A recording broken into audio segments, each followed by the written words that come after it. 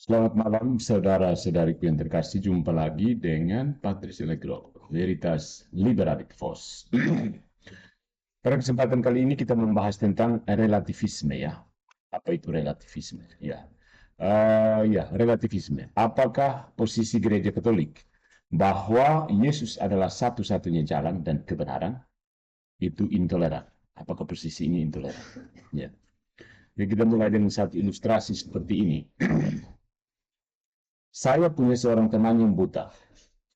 Dia tidak percaya bahwa ada mobil yang datang di jalan itu. Itu adalah kebenaran versi dia, dan dia mempercayai itu. Ternyata dia salah, karena mobil itu menabrak dia dan kakinya patah. Hal di atas itu terjadi pada teman buta saya ya. Dalam kesaksian tentang New Age, kita akan berbicara sedikit tentang relativisme. New Age dan relativisme itu berhubungannya. New Age, zaman baru. Yang terjemahan ke zaman baru itu tidak begitu tepat ya.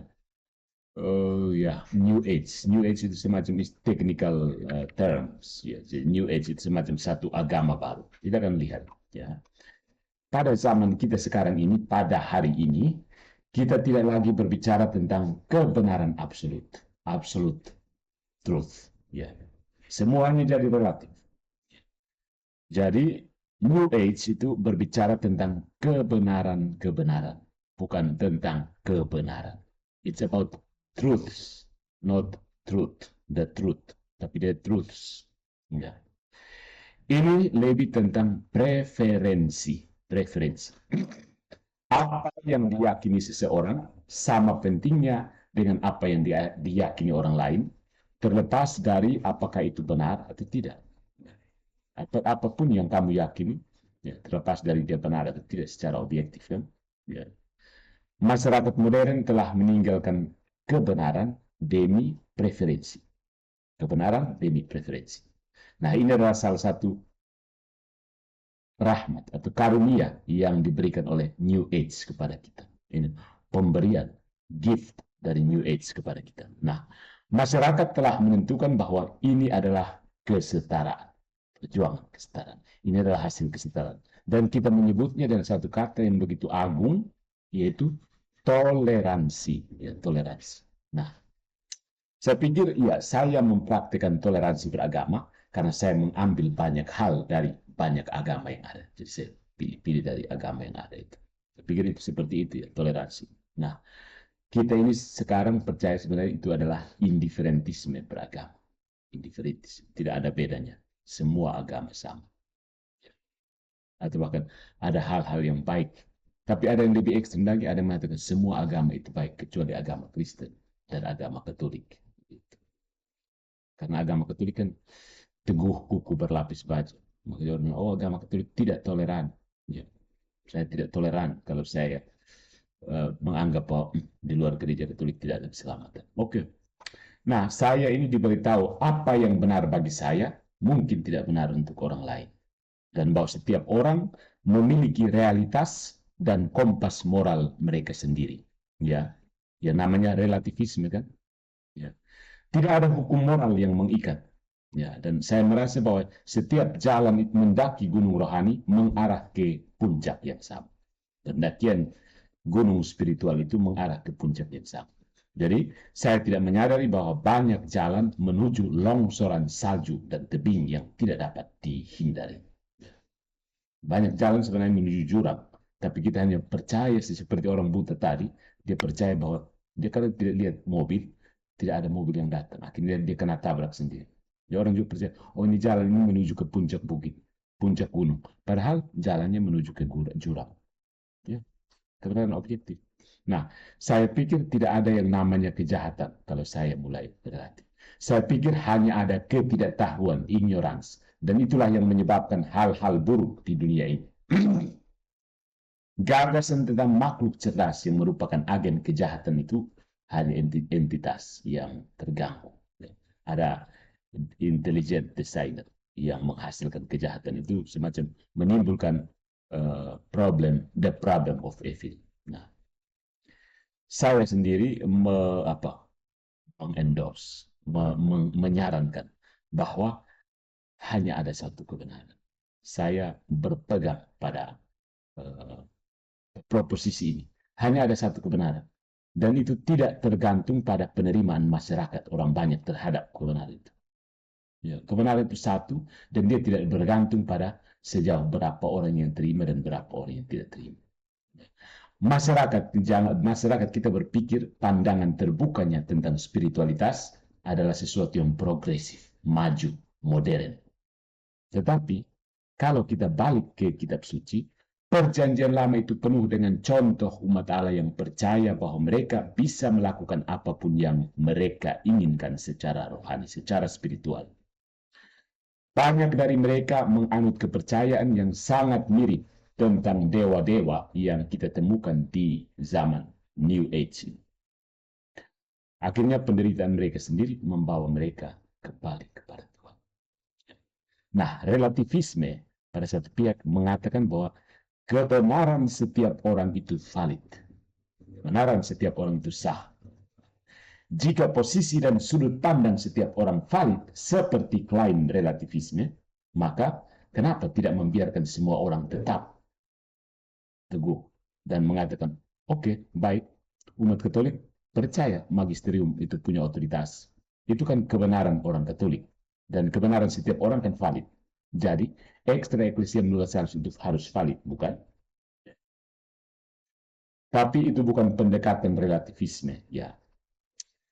Resepnya untuk perdamaian dunia adalah bahwa seluruh dunia harus meninggalkan kebenaran mereka tentang eksklusivitas dan menerima kebenarannya yang mengatakan jalan apapun yang eksklusif tidak valid. Relativisme ini menggembar-gemborkan kebajikan bersikap toleran, tetapi sangat tidak toleran terhadap misalnya kekristenan atau kekatolikan. Ya. Coba bayangkan lagi lagu Imagine dari John Lennon. Imagine there's no heaven. I hope someday you will join us and the world will live as one. Saya harap suatu hari nanti Anda akan bergabung dengan kami dan dunia akan menjadi satu. Jika semua orang bergabung dengan filosofi yang sama, tentu akan ada persatuan. Tetapi bagaimana jika semua orang bergabung dengan kebohongan-kebohongan yang ada? Itu tidak membuatnya menjadi benar. Kesalahan-kesalahan yang ada dengan bergabung menjadi satu itu tidak bisa menjadikannya benar, ya kan? Ya, ini seperti apa? Mutabrak tembok begitu. Dan saya berpendapat bahwa relativisme adalah kebohongan, kepalsuan. Yang jelas karena tidak ada satu orang pun yang menganutnya benar-benar mempercayai relativisme. Orang yang relatif sebenarnya dia tidak benar-benar relatif. Kita periksa. Misalnya mereka mengatakan setiap sistem kepercayaan itu valid. Setiap sistem kepercayaan apapun itu valid. Dan kemudian mereka akan berputar 180 derajat dan berangkat dari posisi relativis mereka untuk membuat pernyataan mutlak bahwa sistem apapun yang eksklusif tidak valid. Jadi ketika Anda menganut relativisme, ketika Anda mengatakan bahwa tidak ada kebenaran yang mutlak, maka pernyataan itu sendiri pun tidak mutlak. Ya, pernyataan bahwa tidak ada kebenaran mutlak itu mutlak. Jadi tidak perlu dipercayakan. Jadi relativisme itu self-refuted. Ya. Nah, ini saudara-saudariku yang terkasih benar-benar berlawanan dengan apa yang dilakukan oleh para paus, terutama paus modern kita di dalam gereja Katolik. Paus ini bertemu dan berdialog dan mencari tempat untuk bekerja sama, tetapi tidak pernah berkompromi dengan pesan Kristus atau pesan kebenaran. Tidak ada kompromi, no kompromi, begitu. Kalau bekerja sama, iya. Berdialog, iya. Bertemu, iya. Tapi bukan berkompromi, saudara. Itu pemahaman yang keliru. Kita harus bertanya pada diri sendiri. Apa yang lebih penting? Kebenaran atau persatuan? Kebenaran atau persatuan? Paus menempatkan kebenaran di atas persatuan. Dengan persatuan yang berada di urutan kedua, secondary. Dan begitulah cara saya percaya kita akan mendekati toleransi. Bagaimana cara kita seharusnya mendekati toleransi, inklusivitas, dan persatuan sejati dalam keragaman. Kebenaran harus diutamakan. Kemudian barulah persatuan. Jadi kalau orang terpaksa tidak bisa bersatu karena satunya salah, satunya benar, legowo. Orang Jawa bilang legowo ya, legowo. Harus legowo. Ya. Karena kebenaran harus lebih utama, tidak bisa persatuan yang lebih penting. Kalau bersatu dalam kepalsuan-kepalsuan, itu tidak menjadikannya benar, saudaraku yang terkasih dalam Kristus. Jadi, relativisme ini ya berbicara tentang bahaya, misalnya membaca Alkitab sebagai satu-satunya otoritas. Itu juga berbahaya. Saya setuju bahwa kita harus mengambil, merangkul Alkitab dalam konteks, selalu dalam konteks ya.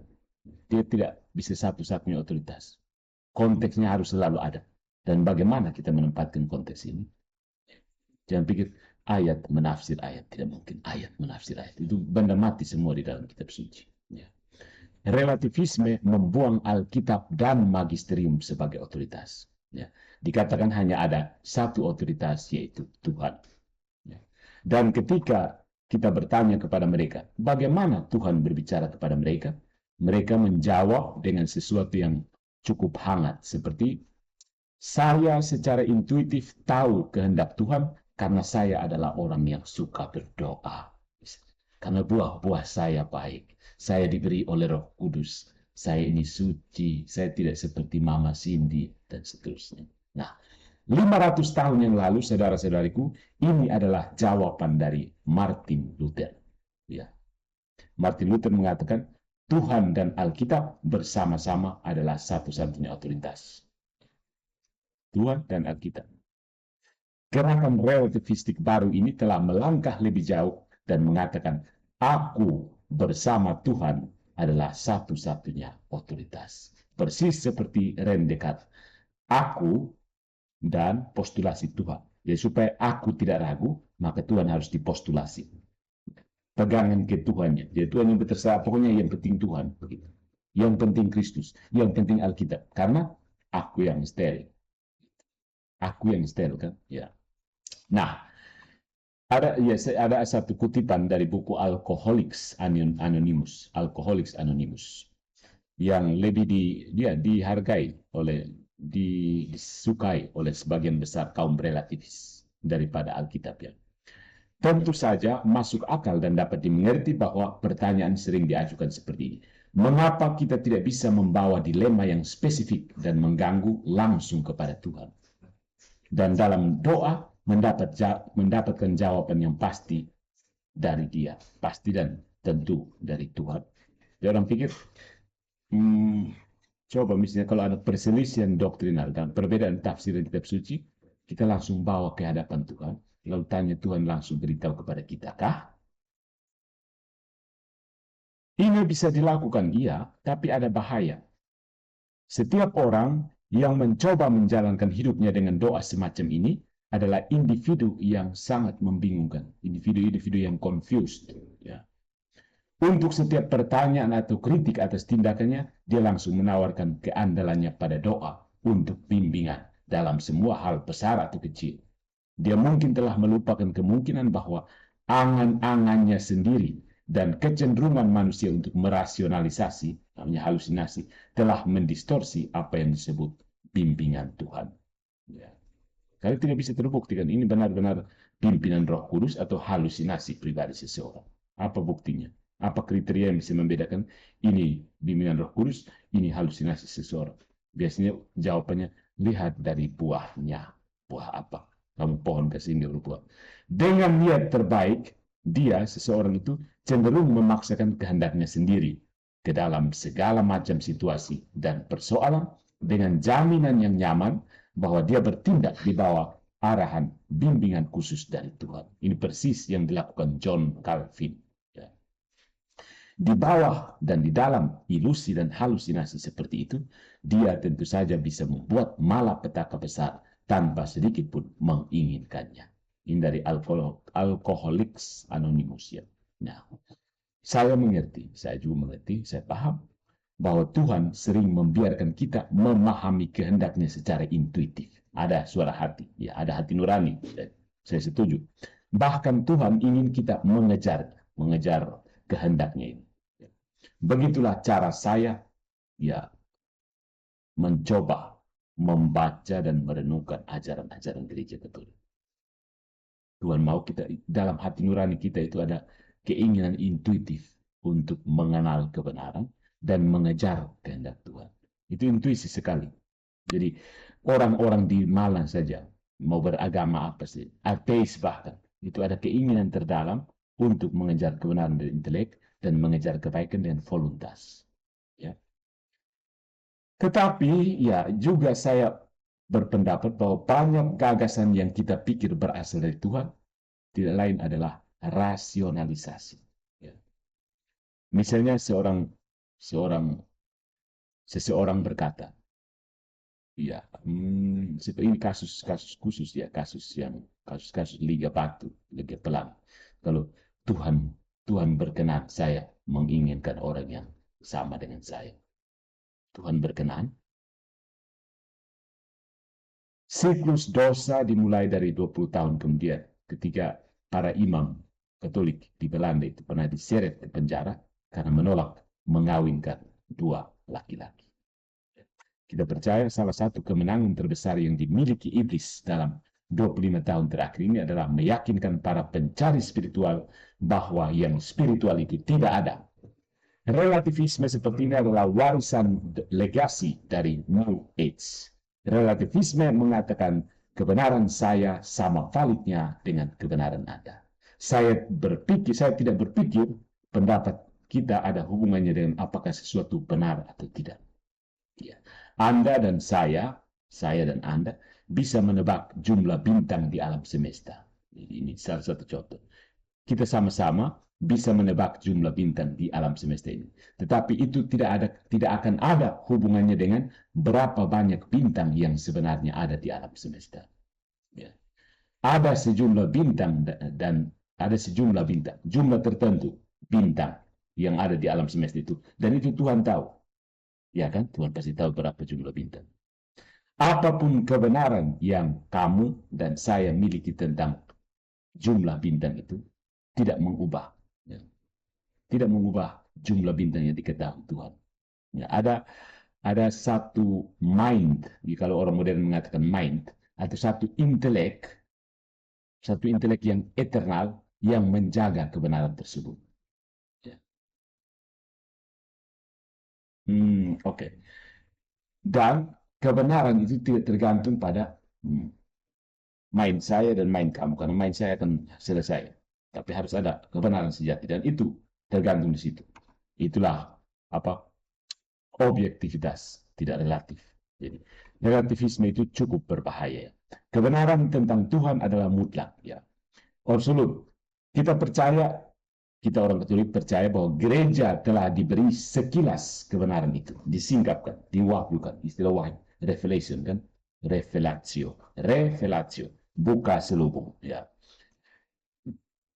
Gereja telah diberi sekilas kebenaran ini, kebenaran Tuhan yang absolut itu. Dan tentu saja tidak semuanya satu kali buka, tidak. Kita percaya kitab suci mendukung hal ini, mendukung kebenaran yang disingkapkan oleh Tuhan, yang tidak seluruhnya itu. Gereja adalah yang pertama mengakui bahwa mereka sedang bersiarah, mereka dalam perjalanan. Kebenaran ini dalam perjalanan dan tidak mengetahui, ya, gereja sedang dalam perjalanan dan tidak mengetahui seluruh kebenaran tentang Tuhan. Ya.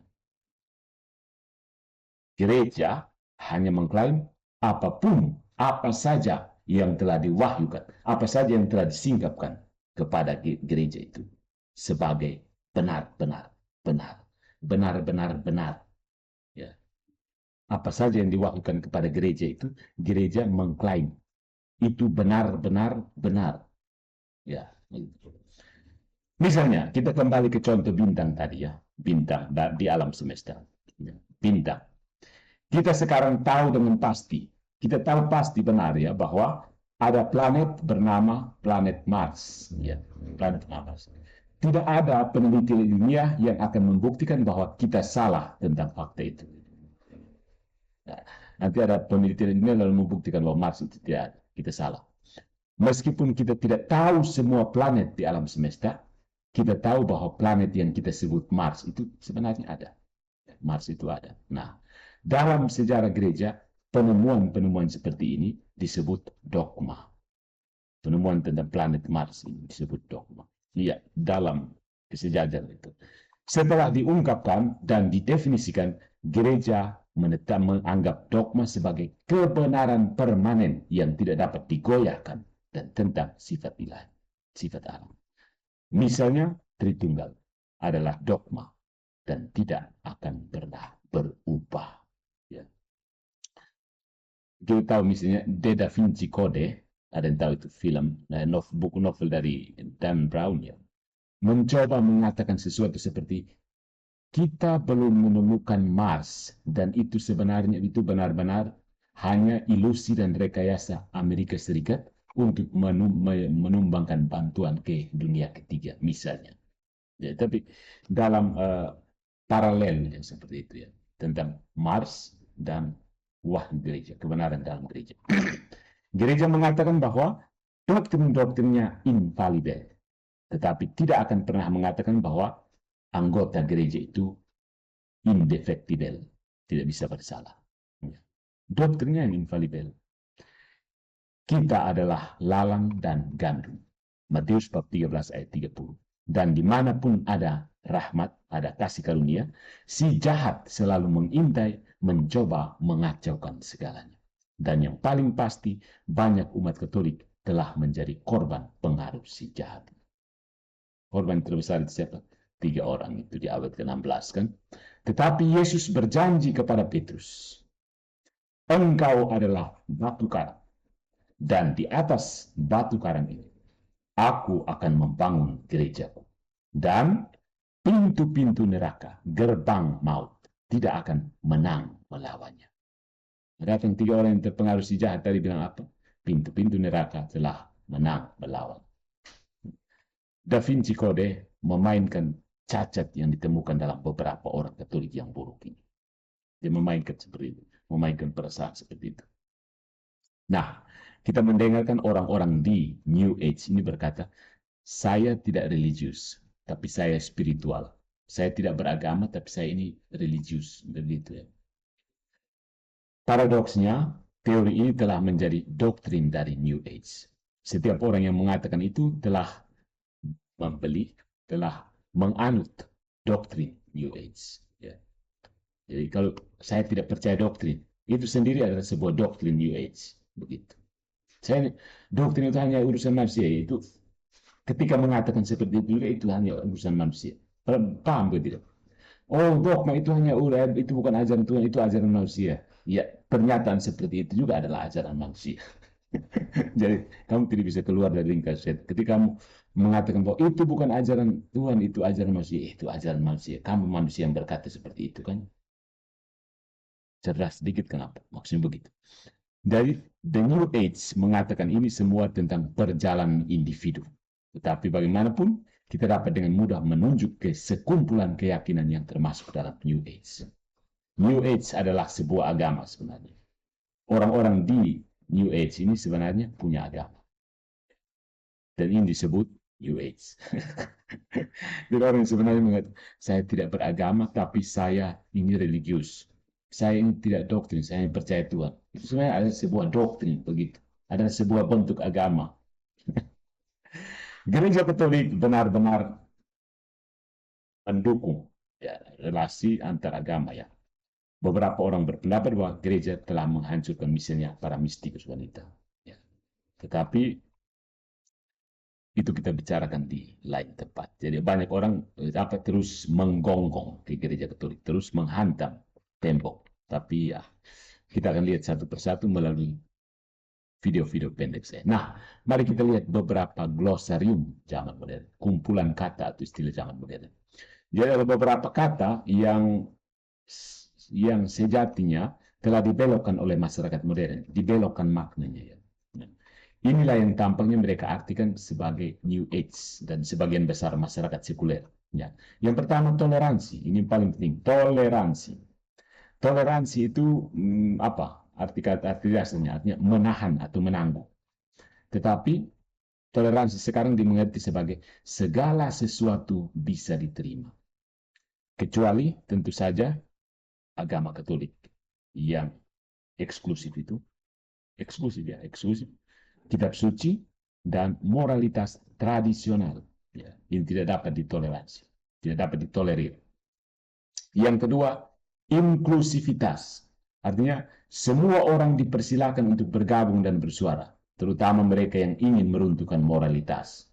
Inklusivitas ini termasuk orang Katolik yang benar-benar percaya dan menyuarakan apa yang diajarkan Kristus. Ya. Mereka, orang-orang Katolik ini menjengkelkan dan harus dikecualikan. Ya.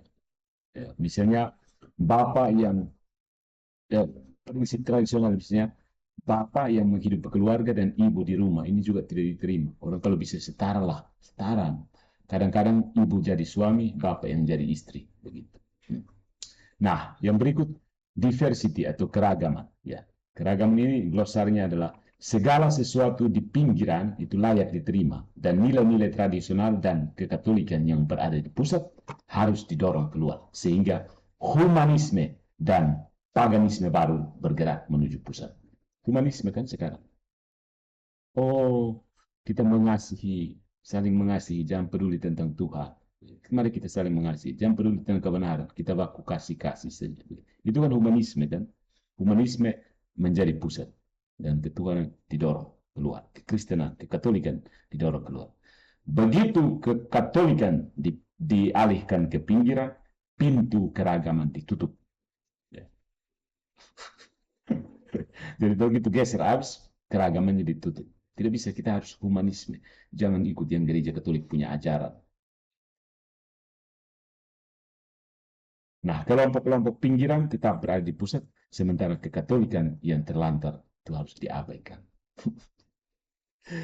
Ada lagi kata satu itu benci, pembenci, ujaran kebencian. Nah, kata benci ini sudah menggantikan kata disiplin.